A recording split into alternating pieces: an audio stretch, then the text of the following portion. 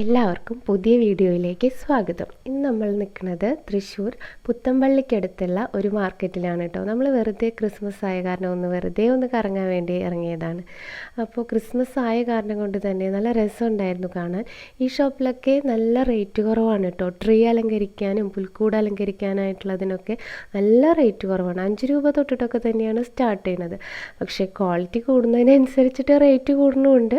ഇവിടെ നമ്മൾ പലതരത്തിലുള്ള സ്റ്റാറുകൾ കണ്ടു.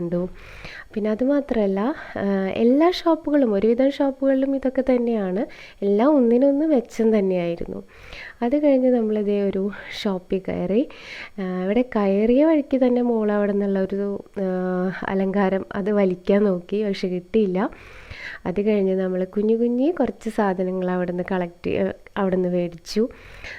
കുഞ്ഞിത് കാരണം നമ്മൾ പുൽക്കൂടൊന്നും ഇതുവരെ ഉണ്ടാക്കിയിട്ടൊന്നുമില്ല. അപ്പോൾ നമ്മൾ അവിടെ നിന്ന് കുഞ്ഞൊരു ഹെയർ ബാൻഡ്, കുഞ്ഞു തൊപ്പി, അതുപോലെ ഒരു സ്റ്റിക്കർ, അങ്ങനെയൊക്കെയുള്ള കുഞ്ഞു സാധനങ്ങളൊക്കെ മേടിച്ചു. അടുത്ത വട്ടം ഒരു പുൽക്കൂട് ഉണ്ടാക്കി നോക്കണം എന്നൊക്കെ ഒരു ആഗ്രഹമൊക്കെ ഉണ്ട്. അത് കഴിഞ്ഞ് നമ്മളവിടെ കുറച്ച് നേരം എല്ലാതും ഒന്ന് കറങ്ങി നടന്ന് കണ്ടു. അത് കഴിഞ്ഞിട്ട് നമ്മൾ അതിൻ്റെ ഇടയിൽ കൂടെ കുറച്ച് റീൽസും വീഡിയോസൊക്കെ എടുക്കാനൊക്കെ ഒന്ന് നോക്കി. കുറച്ചൊക്കെ എടുത്തിട്ടുണ്ട്, ശരിയായൊന്നും അറിഞ്ഞുകൂടാ. ചെറിയ ആൾ ഇന്ന് ഇത്തിരി മൂഡ് ഓഫായിരുന്നു. ഭയങ്കര വാശിയൊക്കെ ആയിരുന്നു. എൻ്റെ മുടി പിടിച്ച് വലിക്കുക, എല്ലാ കുറുമ്പും ഉണ്ടായിരുന്നു.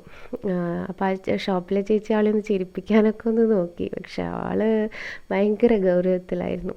അത് കഴിഞ്ഞ് നമ്മൾ തിരിച്ച് പുത്തൻപള്ളിയിലോട്ട് തന്നെ തിരിച്ച് പുത്തൻപള്ളിയിലേക്ക് കയറിയിട്ടുണ്ടായിരുന്നില്ല. അപ്പോൾ നമ്മൾ പള്ളിയിലേക്കൊക്കെ ഒന്ന് കയറി അവിടെയൊക്കെ ഒന്ന് ചുറ്റിക്കറങ്ങി നടന്ന് കണ്ടു. തിരക്കുണ്ടായിരുന്നില്ല, ആ നേരമായ കാരണമായിരിക്കാം. ഒരു 10:30 ആ ഒരു ടൈമൊക്കെ ആയിരുന്നു, ആ സമയമൊക്കെ ആയിട്ടുണ്ടായിരുന്നു. അത് കഴിഞ്ഞ് കുട്ടികൾ അവിടെ കുറച്ച് നേരം കളിച്ചു. നമ്മളും അവിടെ കുറച്ച് നേരം അവരുടെ കളിയൊക്കെ കണ്ടു നിന്നു. അത് കഴിഞ്ഞ് നമ്മൾ പതുക്കെ വീട്ടിലോട്ട് തിരിച്ചു.